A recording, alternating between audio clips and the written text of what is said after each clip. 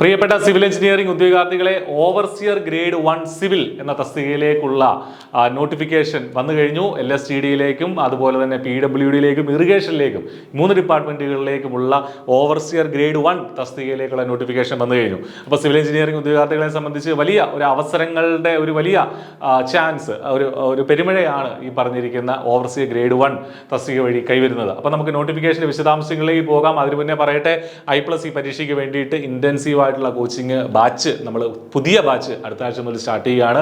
ബാച്ചിൽ നിങ്ങൾക്ക് പുതുതായിട്ട് പഠിച്ചു തുടങ്ങാം.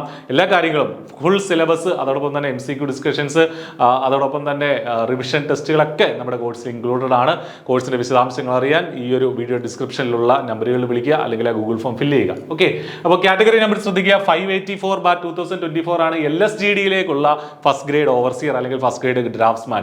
579/2024 ആണ് PWDയിലേക്കും ഇറിഗേഷനിലേക്ക്, രണ്ടും കൂടെ ചേർത്ത് ഒരൊറ്റ നോട്ടിഫിക്കേഷൻ ആണ്. PWD ഇറിഗേഷനിലേക്കുള്ള ഓവർസിയർ ഗ്രേഡ് 1ന്റെ കാറ്റഗറി നമ്പർ 579/2024 എന്നാണ്.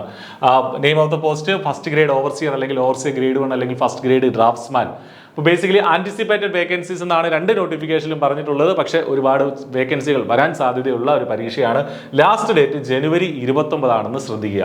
ഇനി ഏജ് ലിമിറ്റ് LSTDയിലേക്കാണെങ്കിൽ 36 വയസ്സ് വരെ അപ്ലൈ ചെയ്യാനായിട്ട് സാധിക്കും. PWD ഇറിഗേഷനിലേക്കാണെങ്കിൽ 40 വയസ്സ് വരെ അപ്ലൈ ചെയ്യാൻ സാധിക്കും. ഇത് ജനറൽ കാറ്റഗറിയുടെ ഏജ് ലിമിറ്റ് ആണ്.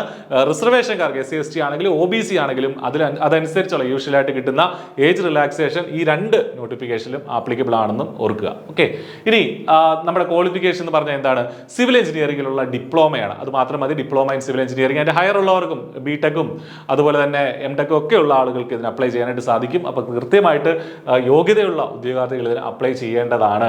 I+E പരീക്ഷയ്ക്ക് വേണ്ടിയിട്ട് ഏറ്റവും ഇന്റൻസീവ് ആയിട്ടുള്ള കോച്ചിങ് ഒരുക്കുന്നുണ്ട്.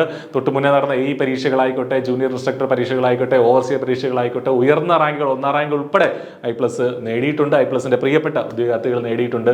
അതേ നിലവാരമുള്ള ബാച്ചിലേക്കാണ് നിങ്ങളെ ക്ഷണിക്കുന്നത്. തീർച്ചയായിട്ടും നന്നായിട്ട് പഠിച്ചു കഴിഞ്ഞാൽ നിങ്ങൾക്ക് ജോലിയിലേക്ക് എത്താനായിട്ട് സാധിക്കും. ഹൈ ക്വാളിറ്റി ക്ലാസ്സുകൾ, അതുപോലെ തന്നെ ഫുൾ സിലബസ് കവർ ചെയ്ത ഇൻഡിവിജ്വൽ ആയിട്ടുള്ള ഡൗട്ട് ക്ലിയറൻസ്, ആയിരക്കണക്കിന് MCQകളുടെ ഡിസ്കഷൻ, അതുപോലെ തന്നെ ഗൈഡൻസ്, മോട്ടിവേഷൻ ഒക്കെ നമ്മുടെ പ്രത്യേകതയാണ്. അപ്പോൾ കൃത്യമായിട്ട് പഠിക്കുക. നന്നായിട്ട് പഠിച്ചാൽ തീർച്ചയായിട്ടും റാങ്ക് ലിസ്റ്റിൽ എത്താനായിട്ട് സാധിക്കും. All the best. Thank you.